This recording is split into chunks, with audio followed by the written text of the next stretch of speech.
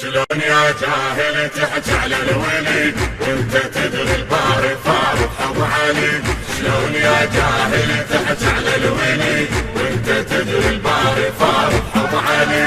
ابو علي الكرار جنة من النار، ابو علي الكرار جنة من النار. شلون يا جاهل تحكي على الوليد؟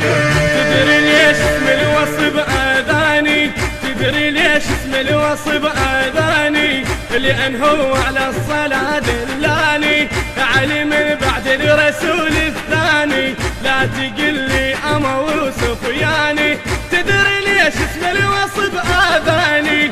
لان هو على الصلاة دلاني. تدري ليش اسم الوصف اذاني؟